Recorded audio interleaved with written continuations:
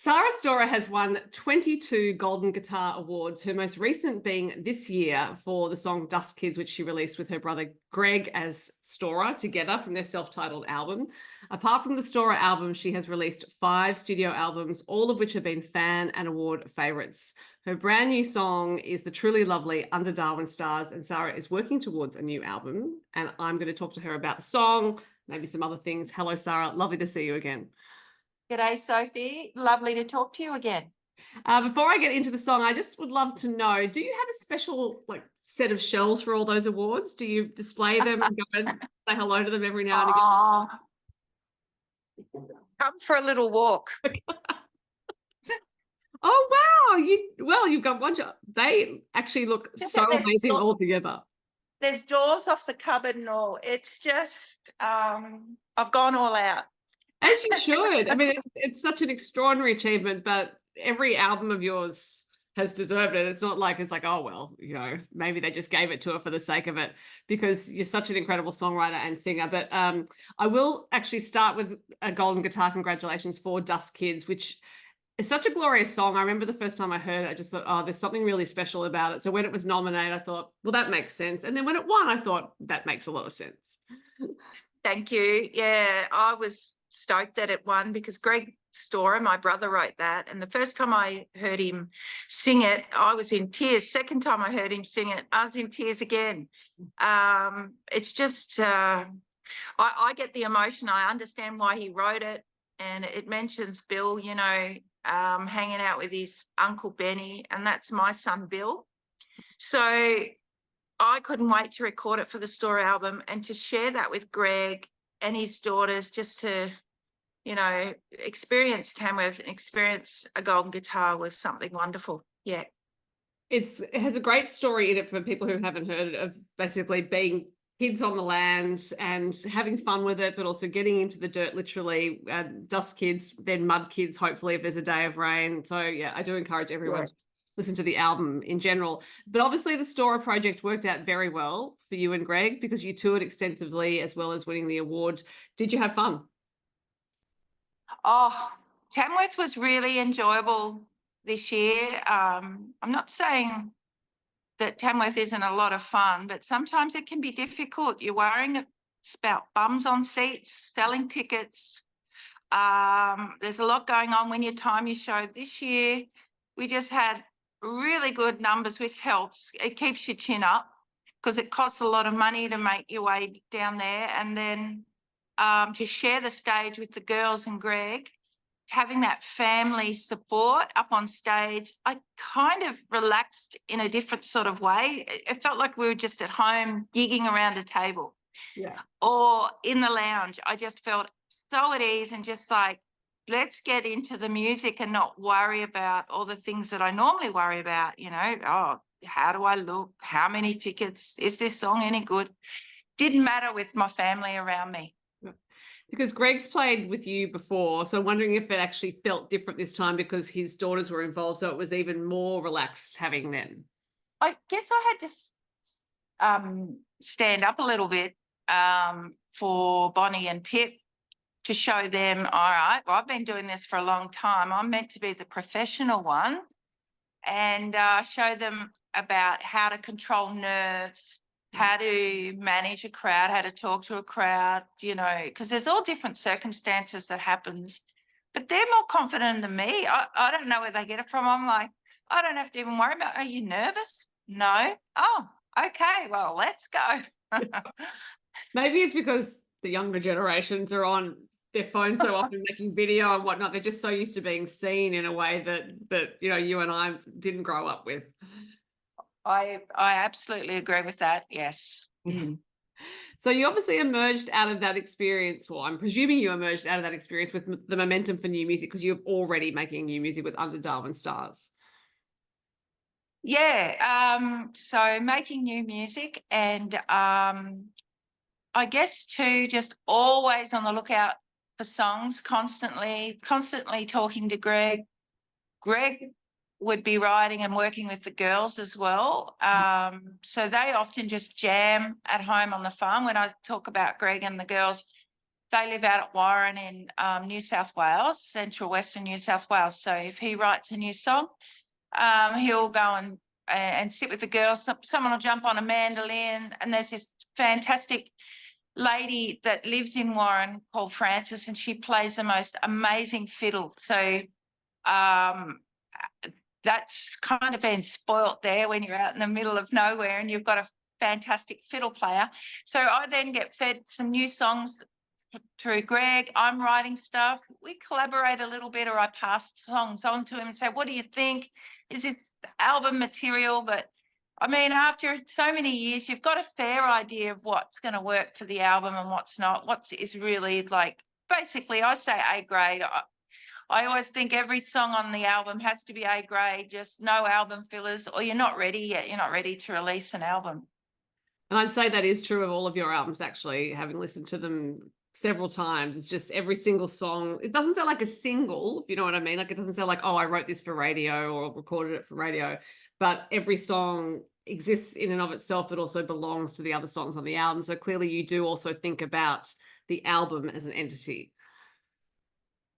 Oh, very important to, you know, I guess your storytelling, your dynamics, your lifts, your rises and your lows, where you fall in songs, where you take people on a really big journey through your whole album. I mean, track listing is still a bit of a deal for me, but way back it was a bigger deal, because when you just sold an album, people went through the album naturally. Now people, of course, pick and choose through streaming.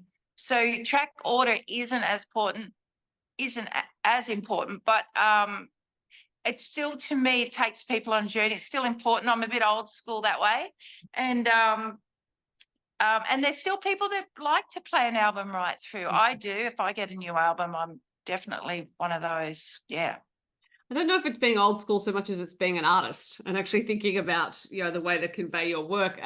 So the new song Under Darwin Stars is really evocative, as all your songs are, and it's also kind of dreamy in its own way. It's sort of one of these songs, well, I just put it on and I'm really in it, but then I'm also feeling myself waft along with your voice and with the music. What is the story behind it?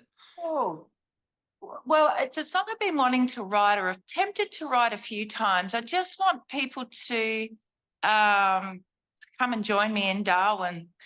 And I mean, I fell in love in Darwin under Darwin Stars, but there's so many different things, different ways you can fall in love.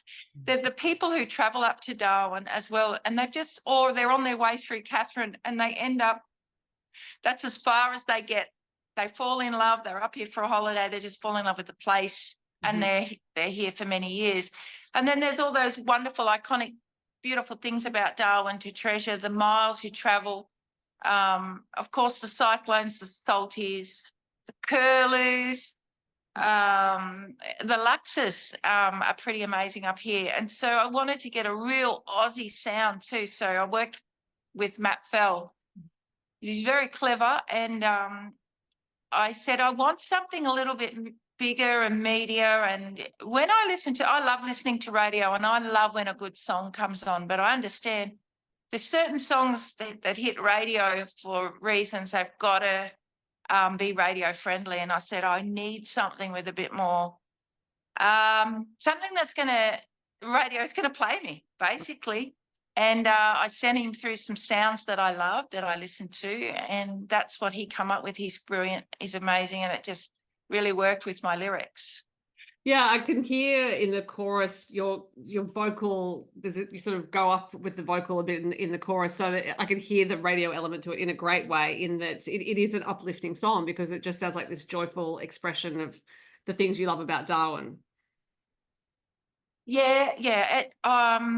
You know, you could write it about every hometown. I've lived up in Darwin for a while now, and I'm like, well, Darwin, you deserve a song. and I thought, oh, I've got to write another love song for Dave too. You know, I can only keep playing Love Grass for so long. So I'm like, I've got to write a love song. And then it turned into Under Darwin Stars. And sometimes you don't know where songs are heading. So you start out with an idea, it's going to be a love song about Dave. And then it turns into this bigger picture of falling in love under Darwin Stars, but whether you fall in love with your partner, whether you fall in love with the land, the country, the people, and all the elements, the cyclones, whatever it is. So, yeah, you never know until you finish writing the song and you sit down and you think, oh, that's where that song ended up. That's pretty cool. You know, sometimes it can be, yeah, that's exactly how I imagine it. And other times your song can go in a complete different direction and you're like, wow, yeah. Have you always felt that way about songwriting, or was there a time when you tried to control the outcome of the song and you thought, no, it must be about this particular thing? Yeah, probably not, because I've never really thought about it like that. As the question you asked, I've never gone, oh, no, it's got to. So probably I haven't done that. I've probably just let the song go to where it's meant to go, I guess. And when you first arrived in Darwin all those years ago, not all those years ago, but you know what I mean, but you know, around the time you met Dave, what was your very first impression of the place? Well, my very first time in Darwin was long before I met Dave. And I remember heading out to Kalkaringi. I had my first teaching job and I just thought, where the bloody hell am I going? It was just like the wild, wild west. There was bushfires up beside me along the sides of the roads, and I didn't know if I was meant to travel through them or not. I thought, is this dangerous? Is this not? Now I'm talking, I am at least 600 kilometres out of Darwin, heading out into the desert, and there's fires. I passed this little old caravan, one of those old bubble style caravans, and he had a flat tire, and I got beside him and waved at him saying, you got to pull over, you got a flat tire. So I pulled over to help him, and he was absolutely mad, crazy guy. He said he'd just been shot at and his wallet was stolen. And I was like, wow, this is going to be a lot of fun, but slightly terrifying. Then many years later, you know, I went and my music career took off, and then I ended up back visiting Darwin. I was just having time away from everything. Isn't it funny where I sort of went, I'm just going to have a break from music, from relationships. I'd just broken up a little while ago, and I got up there back with my Darwin mates, and who do I meet is Dave O'Hare. So it's funny how life sort of says, off you go, head this direction. And I'm sorry to waffle on about this, but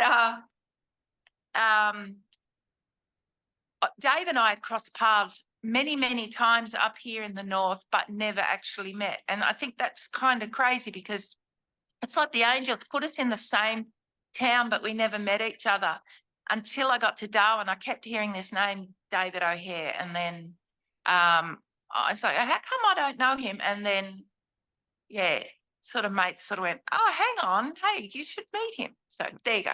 It was the right time. Enough about Dave. It is part of the song. But I've driven on the Stuart Highway from Catherine to Darwin, and there have been fires beside the road, and I didn't know whether I was meant to keep driving through them either, because I didn't know if it was burning off, but I couldn't see any ranges. Anyway, I completely understand what that is like, and I think the Territory does always feel like that, because if you were in New South Wales, for example, you think, oh, bushfire, I'm pulling over, but in the Territory you just think, oh, maybe not. Yeah. Oh, and you know what? By the time they get around to telling you you shouldn't drive through it, it's too late. Anyway, so it is a singular place. I recommend everyone go. Now, you mentioned laksa in the song, and I remember my first visit to Parap markets and noticing the prevalence of laksa and thinking, why are people having a hot soup in this particular climate? But it is a thing. Oh, and you get there, you can have it from as soon as the markets are open. So you can have it for breakfast, lunch, or dinner. Yeah, and Dave and I, we live out, and the boys live out at Girraween, which is out near Humpty Doo's. And we will every now and then travel back into town to Parap just to get that laksa. Now, there's fierce competition, because it's like, oh no, do you go to this guy or this guy or this guy? No, this one's the best. So we talk about it a lot, but yeah. I have to say, at Parap markets, there was food I'd never seen before. Now, I've grown up in Sydney. We have a very robust food culture, but there were things there I just thought, there are varieties of food I'd just never seen. It was extraordinary. Yeah, one of the wonderful markets up here, and many years ago, Dave and I lived in Parat, and it was easy. We could just walk to the Parat markets back in the day. But yeah, look, another wonderful thing about the territory is their markets, the Mindle markets, but if you listen to the song, hopefully people, I can take you and you get a little taste of the laksa and everything else. If you haven't been, if you've been, you'll understand. Yeah. There's also a taste of the wet season in there. Now you grew up in the Mallee, and I'm imagining that when you moved to Darwin, those seasons might have taken some adjusting too. I'm still adjusting. I'm not a big fan of the humidity at all. I whinge and whine probably every day. And look, it's pretty crazy. You sweat most of the time, and then there's this beautiful dry that we're about to go into now. So it happens sort of end of April, May, it starts to kick in, and you might get some days where you might chuck on a cardigan, which is just lovely. Because I've got some good old cardigans there that I like to get out and wear every now and then. But most of the time, yeah, it's hot and sweaty. And like, you think you're wetting your pants, but it's just sweat running just everywhere. Oh, it's delightful. I should have said that. Sorry, I've just turned off most viewers now. It's true, because it's 100% humidity, and then everyone who has lived there for any length of time says the build-up is worse than the wet season. Oh no, there's been some well-known people who've got up and started to walk away, and they've got a sweaty back end, and I go, oh, if only they knew, could see that. So it happens to the best of us. Yes. Part of what I think is lovely in the song is that in evoking Darwin, you don't actually do this kind of touristy checklist of things. It is the sorts of things that come from living there, like lightning, like the laksa. So when you were writing the lyrics, were there things that you actually excluded because you just thought, no, that's leaning a little bit towards the obvious? Yeah, I probably just thought of the things that really matter to me. And I love the cyclones and I love the storms. I've sung about rain for many, many years, and it's the thing that puts me in a good mood is when a big storm's coming in. That had to be in the song. Salties fascinate me. They're scary. They're everywhere. We spend a lot of our time educating the kids. Don't even think to go near a puddle. You just, where there's water, there is a possibility of a salty. So you spend your time doing that. The curlews that I can't describe. I mean, and I forget to tell people about the curlews. So they think someone's being murdered, a female's being murdered in the early morning or all through the night. And it's just this high-pitched scream. And the fan that you just never turn off. Our fans are always going. Where are they? Can you see that? Yes, yeah. There, that one. Right. They're always turning. The heat, of course, and the long distance, like when Dave says, oh, I'm just going out, I'm going to draft just a few head of cattle, and he'll travel, 800 kilometres to 1,000 kilometres one way, and then he's back again. He'll turn around and come back because he just wants to get back to the family, to the boys and myself, because there's no better place than being at home, is there? So, yeah, I just picked out the good bits, I hope. Yeah. Absolutely. You also, speaking of good bits, you also created the cover art for the single. When did you start painting? 2017. I've always wanted to do it, and I grabbed this canvas and I just thought, you know what, I'm just going to do it. And I've learned a lot over those years. Oh, right, I can't put light over dark, it doesn't work, and just learning things. And now I just love it. I get in there, I've got an idea of what I want to do, and some of them turn out better than others, and I get lost. And sometimes I just go, all right, I love this painting, this is all I'm going to do from now on. I'm just going to paint. I've got no more songs left in me anyway, and I'm just going to paint, and then a song will appear, and then I'm back on songwriting where I just can't stop all day, all night. I wake up in the night and I'm working on lines. I get to about 4 o'clock in the afternoon. I need a Nurofen just to can't, like I've got a headache from thinking. So now I'm in songwriting mode and I'm like, oh, the painting can wait. It can wait. And so it's a really great place to be in, that if one dries up, I've got the other to fall on. But it's actually, like, I'm always quite a happy person, but it's a really nice thing to be. And it's like, I don't get down if I haven't got a song, because I can just jump over and go to the studio and start painting. So it's a good place. I wonder if they dry up, or if it's more that, you know, the flow of things is just that you're trusting that, you know, it's a different time. Like, it's time for painting, it's time for songs.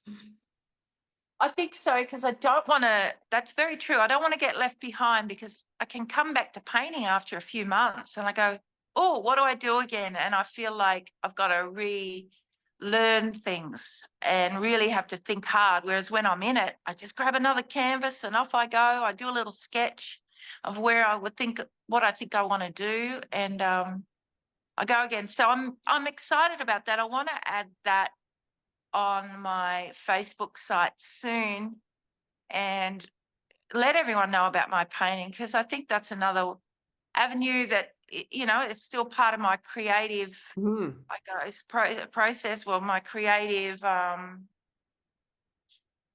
I guess, that maybe someone might want one of my paintings. So I can't wait to sort of showcase a few of those as well.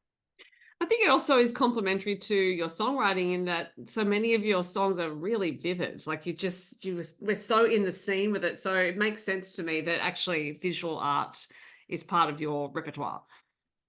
Yeah, well, with my paintings, there's always a story. So it just makes painting easy. If I can picture, oh, right, we've got the lamb, we've got a story going on. I can put my little people in there. I can just do tiny little stick creatures here and there, because I'm not clever like that. But I don't know. It's hard to explain, but you'll see. Oh, look, on the fridge here. Sorry, I don't know. It's probably not. I'm not really well lit up here, but I'll just put some lights on. It's probably speeding fines and everything on this fridge here. Well, just to burn our eyes. This was, oh, look at Harry when he was little. Look how many rolls he had. A bit like my stomach today. That's very true.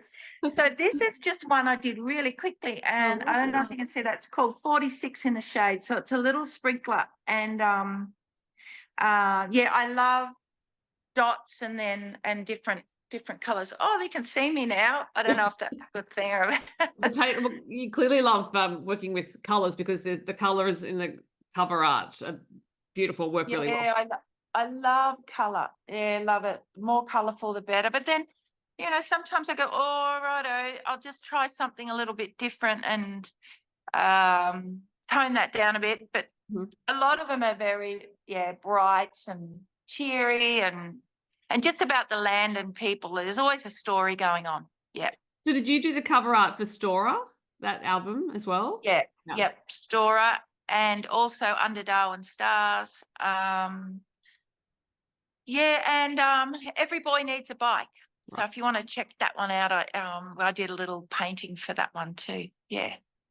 So when you're talking about what you put in the painting and the details of it, and just relating it to your songwriting, because part of when I listen to music, I'm trying to work out why something works so beautifully. So with your songs, like what is it exactly that is going on here? And then I think I cracked it in realizing that you don't actually have extraneous detail.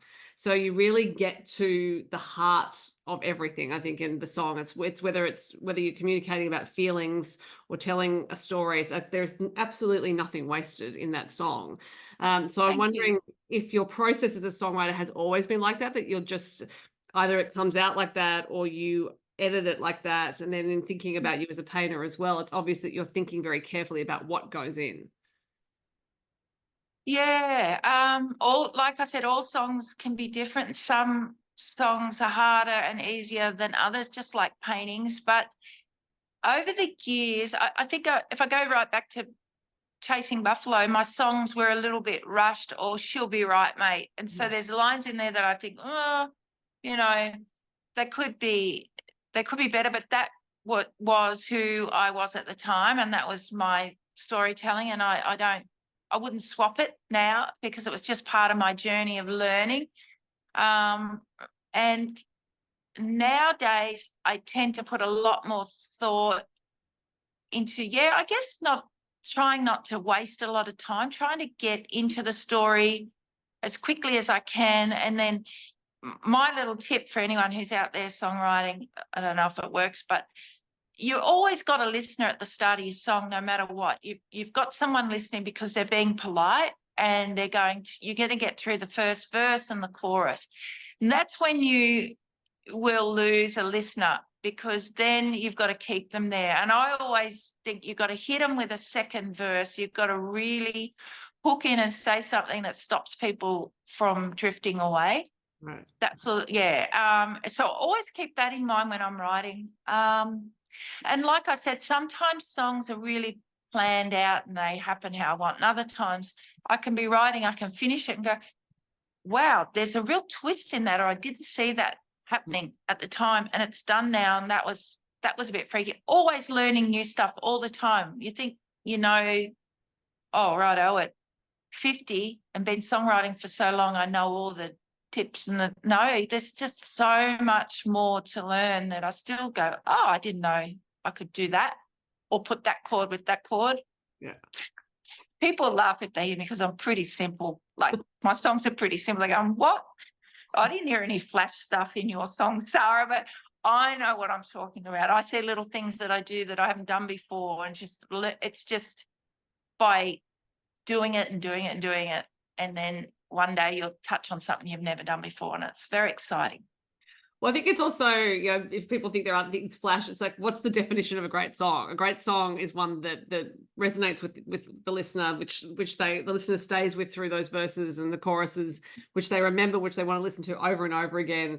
I don't know that there is a formula for that other than what you're doing as an artist, which is communicating from the heart, following your creative instincts, is what it seems like to me when you're going with those songs that end up somewhere you're not expecting. So yeah, I think that's flash. That's the definition of flash, if you know what I mean. Thank you. Well, no formula. I've never done that. Just gone, here's my stories in my head, and I just start writing, and it just, however it turns out is however it does. And then I can look at it at the end and go, bin it or keep it. So yeah. Have your motivations as an artist changed since you started releasing music? I'd just probably say Under Darwin Stars has changed a little bit, because it's really hard these days, the way music has gone to be. Unless I guess there's a big interest now in, I guess, called bro country, or that pop country. Whereas if you're a little bit more of a traditionalist or storyteller, it's very hard to be heard, to get your songs out there on radio, which is where that's where people listen and hear you.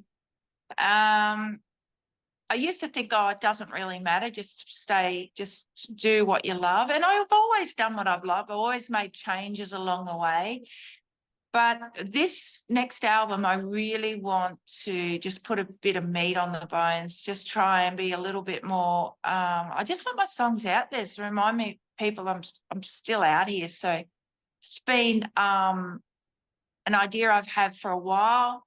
And I took, like I said, I took the song Under Darwin Stars to Matt, and I said, this is what I want. And he went to town on it, which is great. And has really worked too. I'm on playlists that I'll never get on. So they are that sort of food for thought, really. Sad that I have to, it's not sad because I love what I'm doing, and I've always wanted to do this style of music, like just be a bit more, I guess, radio friendly. But it's sad that you have to change to do that, to get on radio. That it's always a bit of a struggle, isn't it? Well, I suppose it probably feels like a more cynical process than you're used to, because your songs have worked so beautifully for audiences in the past, but yes, radio is a different animal. So it's that idea of, okay, well, what is required here in order, like what is not the formula, because there is no formula, but it's more, what are these elements I have to have? Yeah. Well, here's an example.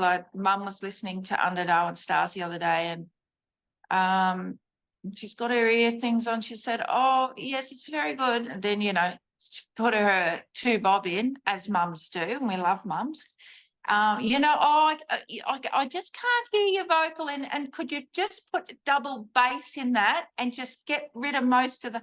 Anyway, I said, "Mum, it's too late. It's already gone out. Oh, I can't change the bass." But I said, "But Mum, you got to understand that I can do those songs. I can put those on the album, but first I've got to get out there and remind people I'm still around. And if I'm playing something on double bass, it's just, they won't play me. So I've got to do this, Mum. Do you understand?" And she's like, "Oh, yes, I get it." So there. It's quite technical feedback from your mum. It's great that she's so invested. My dad was always the same. He just wants someone like Mel Haggard or Willie Nelson's band to back me, and it'll be all right, he reckons. Oh, dear. Well, I suppose also because your mother has 2 children who make music, she probably thinks, she's got license here. That's right. Oh, yeah. And Mum's been there since day one. When I first wrote Buffalo Bill, her and, well, my family would have been second to hear it. Just my friends around the campfires in the Territory heard it first, and then the family. So they've been around for a long time, and they're mostly always on my side. I just think sometimes when you make changes and then they're like, "Oh, hang on." Yeah. Especially mums. Yeah. So you've released Under Darwin Stars. You are working towards an album eventually. Do you have other songs recorded to release already throughout this year, or are you and Matt discussing what comes next? Yeah, we've worked on another one, and I'm going into the studio in June to finish the album. So we'll drop 3 or 4 singles before dropping the album. That's the way we do things now. And hopefully I'll release it early next year, but I can just release a few throughout this year in the build up towards the album release. And you're playing some festivals a bit later in the year, I think, including Barra and Boots, which always sounds like a great festival.